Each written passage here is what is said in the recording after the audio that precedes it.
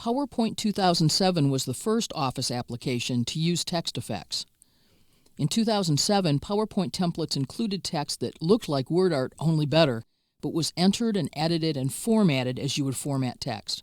3 years later, these new text effects have finally arrived in Word 2010. When you insert WordArt, you're being allowed to create logo types, graphics created from characters and symbols. Text effects aren't WordArt, they're totally different. Your text is still text. You can spell check the text, you can save the text as a format. So when you want to create a text effect, begin by selecting text. You'll find the text effects in the font group of the Home tab. There are 4 types of text effects: outline, shadow, reflection, and glow. And then there are preset combinations of those effects that appear at the top of this drop-down menu. Let's take a look at each of the effects separately. For example, we can outline the text that we've selected. The default here is no outline, but we can say we'd like to outline this text in red. Notice that we have a red outline surrounding the text color that already exists. We'll make this a little larger so that we can clearly see the effects that we're applying. To remove the outline, simply choose No Outline, and once you've applied an outline, then you can point to any color and see it reflected. There's purple and orange, for example. You can also change the weight of the outline. You can have a much broader, wider outline. Remember that the center point of the line is going to be the edge of the character. So if you apply, for example, a 6-point, it will not only cover the text inside, but you'll end up having nothing but blobs. So the thinner, the better. 1 point is a good outline for text of this size, which is a 22. You can also say that you'd like to change the way the outline is represented. Rather than having a solid outline, you could choose to have diamonds or dots, dashes of one kind or another. We'll remove the outline now and take a look at shadow effects. Shadows are 3-dimensional type of effects. It looks like there's a lighting source coming from one direction and then a shadow, either an outer shadow. Notice the shadow here to the right and offset off the bottom. Here's a shadow diagonal top right, which would mean that the light source was coming from the diagonal bottom left. And then there are inner shadows. We don't see much with inner shadows here. They're more subtle because it's shadowing inside of the character that we're already seeing. And then there are perspective shadows. Here's a shadow that as if the light is from behind these characters and the shadow falls in front. Or light from the front and the shadow falls in back, to the left, and again in the front. You can choose a shadow. You can also set further options for shadows.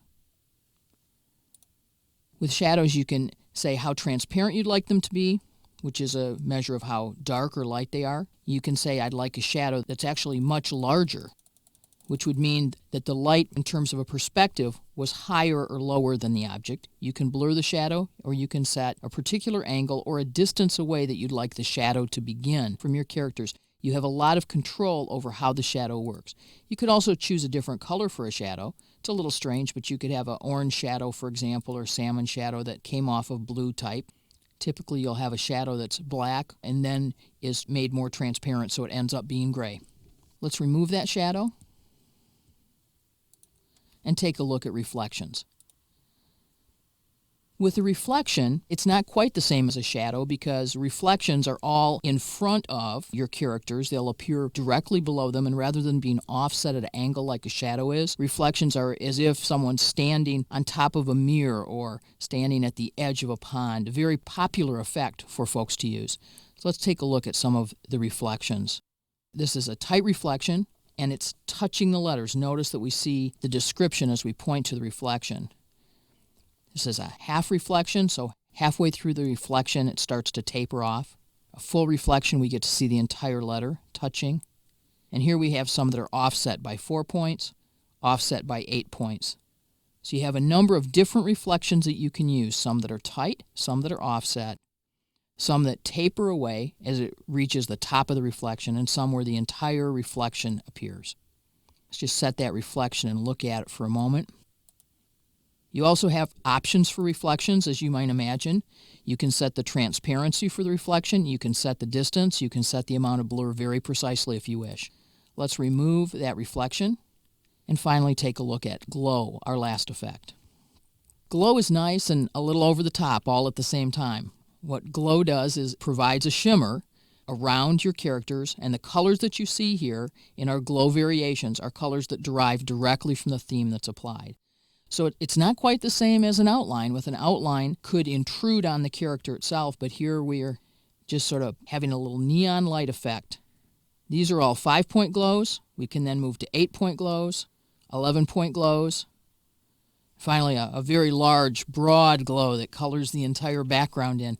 Notice, though, in each of these cases, again, the difference between a glow and an outline is that we haven't lost the characters. They're still there. There are other glow colors that you have access to, the entire palette of colors. And then finally, of course, there are glow options that you can set very precisely. Setting your transparency, setting the size of the glow. Let's remove the glow now and take a look at the preset options. The preset options include both an outline and a shadow, or an outline and a reflection, a glow and a reflection all in one place.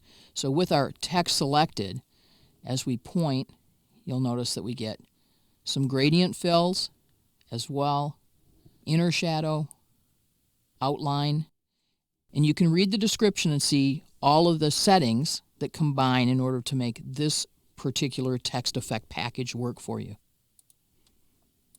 Part of what makes text effects so useful in Word 2010 is they give us access to the same effects that we've had for pictures since 2007. So I have an image here, and even in 2007 I could take this image and I could say, I'd like to apply an effect to this image, and you'll notice it's part of the same list: shadow, reflection, and glow. So if, for example, I wanted to apply a reflection to this image, there's my tight reflection touching, there's a half reflection touching. I'd like to apply that. This I've been able to do since Word 2007. Now in 2010, I can take my text near that image and match it up. Whether it's a caption or a nearby heading, I can select my text, I can go to reflection, and choose that same half reflection touching here, which ties this text very nicely to this image in my document. Using Word 2010's text effects, along with the existing image effects, helps focus your reader on important concepts in your document, or can simply be used to create a more attractive, well-themed, consistent document that captures your audience's attention. I hope you enjoy the new text effects in Word 2010.